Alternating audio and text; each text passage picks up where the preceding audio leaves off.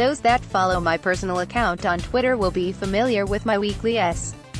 Typically, I'll pick a couple of themes and hammer them home with the charts, but sometimes it's just a selection of charts that will add to your perspective and help inform your own view, whether it's bearish, bullish, or something else.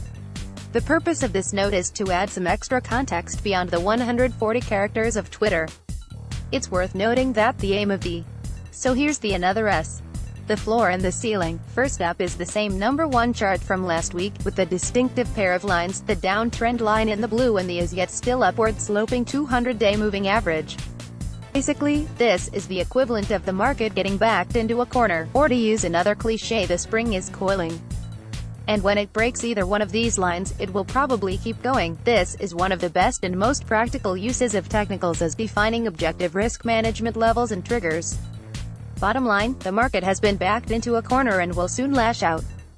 2. Korean Peace Summit. Speaking of being backed into a corner, the Korean Peace Summit was probably the most positive and bullish story of the week decade. Should things go smoothly with the Trump-Kim summit too, it will steadily erode at least some geopolitical risk premium, so on balance it is a bullish development.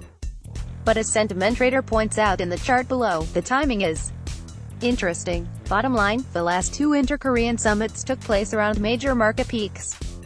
3. Speculative futures positioning. This chart shows something I have been talking about previously, how the substantial net long speculative futures positioning has hardly budged throughout the correction.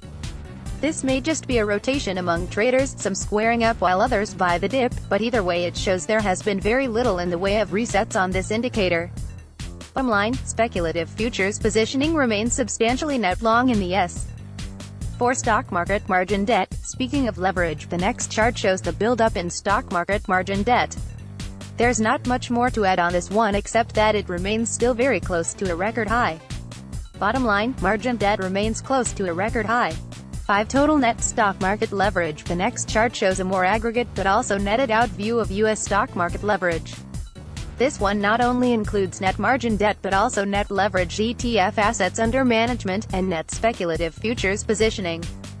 Over the past circa 5 years, there has been a $400 billion build-up in leverage, which by any measure is substantial. As I noted elsewhere, leverage like this can quickly evaporate and trigger a price cascade, so it is a background feature worth noting. Bottom line, overall, stock market leverage remains near record highs.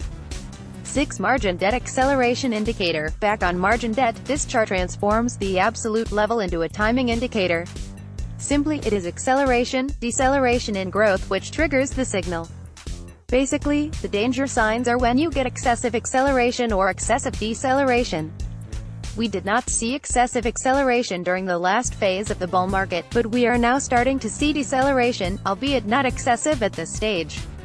Certainly one to keep an eye on.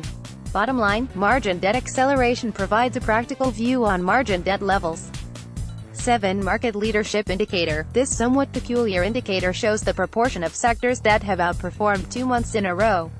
Basically, it is tracking leadership. Or in other words, the concentration of price movement. For example, if the indicator is high, it means there is broader leadership, but if it is low, it means the leadership is concentrated in fewer sectors, e.g. look at the dot-com peak where it was all tech and telcos. When leadership is particularly concentrated, it can be a sign of vulnerability in the market, and certainly can reflect frothy conditions in the sectors that drive the indicator to extremes. Bottom line, market leadership has become relatively concentrated. At the time of the chart's posting, about 25% of companies had reported earnings, and at present, So we can certainly talk about whether future earnings growth is going to be as good, high bar, or not, but for now, this is some pretty strong numbers. Bottom line, operating earnings growth is looking solid. 9. Corporate capex growth. This chart took me by surprise. It shows a surge in corporate capex, capital expenditure, growth. As Bloomberg notes, this actually reflects companies seemingly allocating gains from tax cuts to expansion and investment rather than just showering cash on investors through buybacks and dividends. But thinking more broadly, it probably makes a lot of sense as for a long time companies have been putting off capex and just trying to make do with old equipment and existing capacity. But if you look at measures of labor market capacity and industrial capacity, things are running fairly tight, so it actually does make sense that companies should be investing to expand productive capacity. Bottom line, corporate capex growth appears to be surging. 10. S. Turns out there is a lot of concentration in the A's. Also see G. M. That's about all I will say on that one. Bottom line, market cap weight by letter of stock ticker is concentrated in the A's. So where does all this leave us? This week there are probably 3 themes.